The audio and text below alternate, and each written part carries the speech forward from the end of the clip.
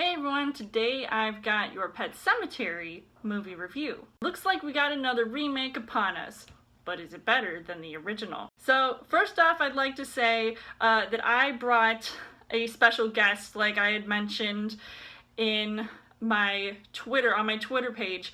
I was going to be featuring a special guest, and this is my cat, Lily, and she is just super awesome and sweet, so I'm really glad that she's here with me talking about this movie. So as far as the story goes, based on the Stephen King novel, the movie really tries to set itself apart from the original cult classic, which I actually reviewed a few years ago, and I got a lot of heat for not exactly enjoying it, but I've seen it since then, and I actually would agree that for what it was pretty creepy, and I still think it is, even though it's kind of cheesy as well. But with this movie, the beginning alone, with the order of events that we're all pretty much familiar with from the original, feels fast-paced and mimics exactly what happens in the original, with a couple of different scenarios that either I was okay with, like showing a darker ritualistic aspect to the pet cemetery and all of that, with those kids in the scary masks like they're coming out of You're Next, and I was not okay with possibly seeing the daughter kicking the bucket versus her brother Gage in the original movie. Despite all of that change in this movie, I really did like how the movie was paced, and how it, certain events that were changed affected the storyline as a whole. It really changed the perspective of the characters that were all involved. It was just pretty crazy to see what either I was expecting or was left to be surprised about. So as far as the casting goes, what basically makes up the Creed family besides Gage, you've got Jason Clarke, who plays Lewis, and I think he does a pretty good job in this movie, considering this is not his first go-around with a horror film, as I had seen Winchester last year, and I thought he was pretty fantastic with his reactions in this movie, as well as Amy Seimetz, who plays his wife Rachel. It was just really crazy to see some of the things that she had to go through, because her character deals with a lot of sort of past traumatic events. And you've also got their children, their daughter Jet Lawrence, who plays Ellie, and obviously she's the one that gets killed in this movie.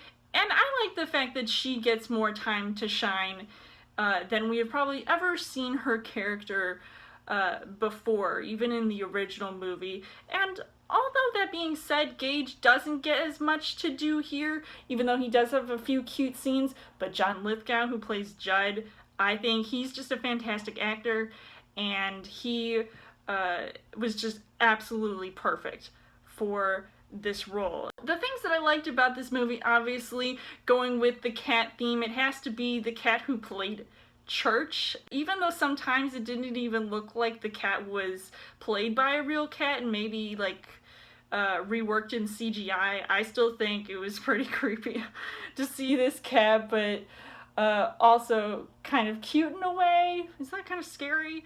I really loved seeing the cinematography the most in this movie. Just based off of the trailers alone, I was already impressed. So going into this movie, it just looked so haunting, with some of those like camera shots, and the musical score also added to that haunting effect, and it really put me on the edge of my seat, especially during those crucial jump scares, which didn't seem like cheap, like a normal horror film you'd probably see come out nowadays when they pop out, and it's just unnerving to watch. Seeing this built-up tension that the horror creates, with so many twists and turns. Like I said, there are so many surprises that you'd have to see to believe, because it was crazy by the end of the movie, and I won't spoil what happens at the end of the movie, but I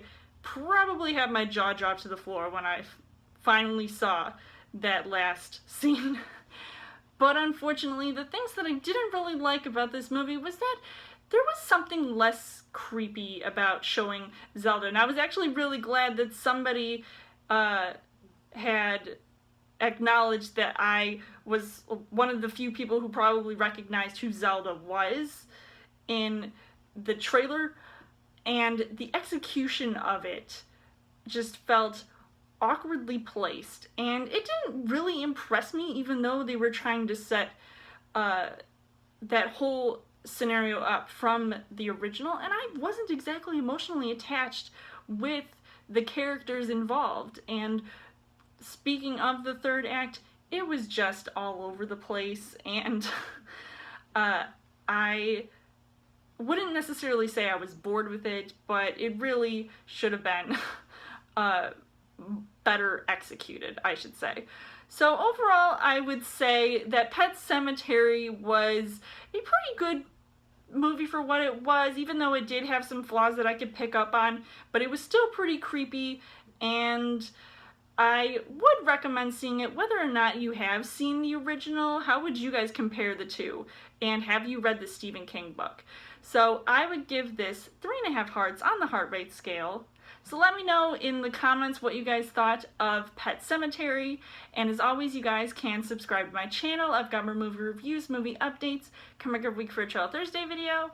You guys can also like me on Facebook and follow me on Twitter, and I will see you guys later.